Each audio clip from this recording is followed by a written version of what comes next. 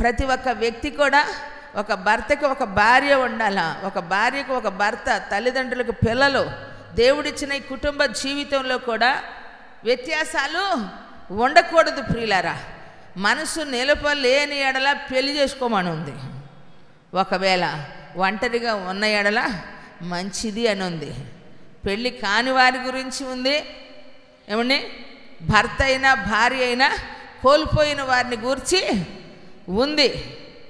అయితే దేవుని సన్నిధిలో మనం ఎవరిని ఎగ్జాంపుల్గా తీసుకోవాలి, ఎవరిని మనం రోల్ మోడల్గా తీసుకోవాలి? లోకంలో ఉన్న వాళ్ళని కాదు, 2 పెళ్ళి చేసుకుంది, 3 పెళ్ళి చేసుకుంది అని కాదు. ఈరోజు మనకు తోడెవరు? పాటలో కాదు మనం పాడాల్సింది, జీవితంలో చేసి చూపించుకోగలగాల. చప్పట్లు కొట్టి దేవుణ్ణి స్తుతిద్దామా?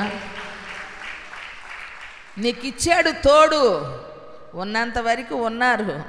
పోయిన తర్వాత నీవు మనసు నిలపని ఎడల పెళ్లి చేసుకో.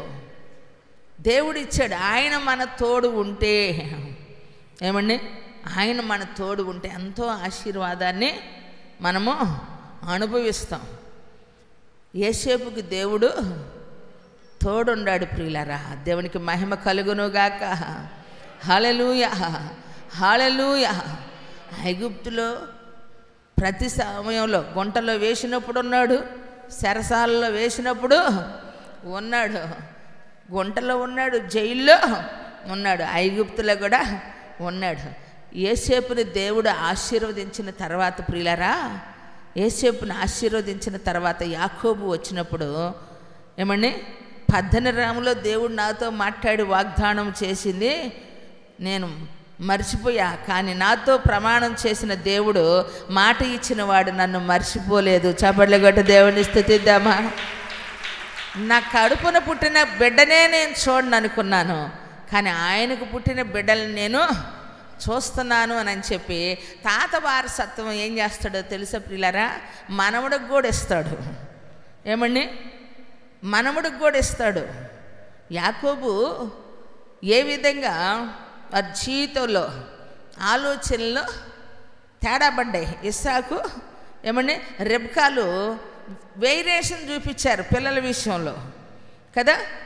ఆ వేరియేషను మరలా చిన్న ఆయనకి యాకోబులో వచ్చేసింది. యాకోబుని దేవుడు ఏ విధంగా బలపరిచాడు, ప్రణాళికలో ఉన్నాడు, ఉద్దేశంలో ఉన్నాడు ప్రియులారా. అయితే అదే మరలా యాకోబు ఏం చేశాడో తెలుసా? ఇస్సాకు వారసత్వం యాకోబు వారసత్వం మరలా ఏం చేస్తున్నాడు తెలుసా? ఇక్కడ యోసేపుకి ఇచ్చిన బిడ్డలకి చూపిస్తూ ఉన్నాడు. తండ్రికి కొడుకు చెప్తాడు, నానా నాకు ఐగుప్తులో దేవుడు నాకు ఇచ్చిన ఈ 2 పిల్లలు, మనిషే మొదటివాడు, ఎఫ్రాయిము అని చెప్తే అంటాడు, ఈ చేతిని ఎటు పెడతాడండి, ఈ చేతిని ఎటు పెడతాడు. ఇది యోసేపుకి నచ్చల.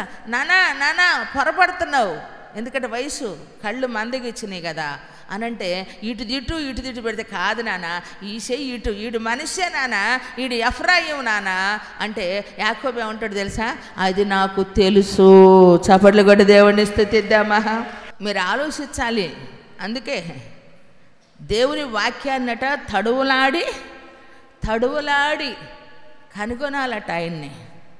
తడువులాడి కొన్నిసార్లు మనం ఏంటంటే చదువుకుంటా పోతాం.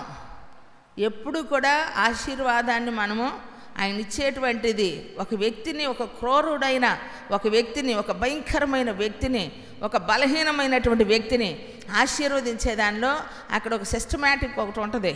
దాన్ని మనం పట్టుకోకుండా కొన్నిసార్లు ఏంటంటే వ్యక్తుల్ని మనం ఎత్తిపడతాం, కానీ ఆ వ్యక్తిలో చోటు చేసుకున్న అనుభవాన్ని దేవుడు అనుగ్రహించిన కృప ఎలా వారి జీవితంలో చోటు చేసుకుందో దాన్ని గ్రహించకపోవటమే ఈరోజు మనలో ఉన్నటువంటి బాధ. అంత ఆలోచన లేదు, అంత టైం లేదు. ఈరోజు దేవుని యొక్క వాక్యాన్ని దీర్ఘంగా ఆలోచించేదానికి సమయము లేదు ప్రియులారా. చూడండి, ఇక్కడ ఈయనంటే ఉన్నారు, మనిషి ఎఫ్రాయిములు పేర్లు చెప్పి, అంటే మనం అంటాం కదా, అరే పలానా వాళ్ళ అబ్బాయి చూడరా, పలానా వాళ్ళ కొడుకు చూడరా, పలానా వాళ్ళ అమ్మాయి చూడు, పలానా వాళ్ళు అలా బ్రతకాలని చెప్పంట వీళ్ళ పేర్లు చెప్పి వాళ్ళు ఆశీర్వదించేటట్లుగా దేవుడట యాకోబు పట్టాడు ఏమని యోసేపుకి ఇచ్చిన కుమారులు గురించి ఆశీర్వదిస్తున్నా. ఆయన కుమారుడు నాకు తెలుసు అంటే తల్లి గర్భములో ఉన్నప్పుడే దేవుని యొక్క ఆలోచనలు మన పట్ల ఉన్నాయి. మన జీవితంలో మనం ఏం చేస్తామో మన యొక్క అనుభవాలు ఎలా ఉంటాయో తెలుసు. మనం ఎదుగుతూ ఉంటే మన తల్లిదండ్రులు కన్నవారి బిడ్డల యొక్క ఆలోచనలు ఆలోచిస్తారు. అందుకంటారు బిడ్డలకు అంటాం కానీ రాతలకు అంటామా అని. నిజమే, రాతలు మీరు కనలేరు, రాసింది మీరు కాదు కాబట్టి. కానీ రాసినవాడు మరలా తిరిగి రాయగలిగిన సత్తా ఉన్నవాడే ఈరోజు మనం నమ్ముకున్న యేసయ్య. హల్లెలూయా. మన తల్లిదండ్రులకు మనం పుట్టినప్పుడు మన అనుభవాలు వేరు, మన జీవన శైలి వేరు. ఈరోజు యేసయ్యని నమ్ముకున్న తర్వాత మన బ్రతుకు పండుగగా మార్చబడింది, మన జీవితం ఒక అద్భుతంగా మార్చబడింది. ప్రియులారా, ఎక్కడెక్కడ ఎక్కడ జరిగింది? ఎక్కడ? దేవుని యొక్క కృప నమ్ముకోవటమే, ఆశ్రయించటమే, ఆయన వద్దకు రావటమే. వచ్చిన మన జీవితాల్లో స్థిరంగా ఉండాలా, నిలిచి ఉండాలా. ఏమండి, మన ఆశీర్వాదం ఆగిపోకూడదు ప్రియులారా. బ్రతికినటువంటి దినములంతా కూడా దేవుని ఆశీర్వాదాన్ని అనుభవిస్తూ మనము వెళ్ళాలి.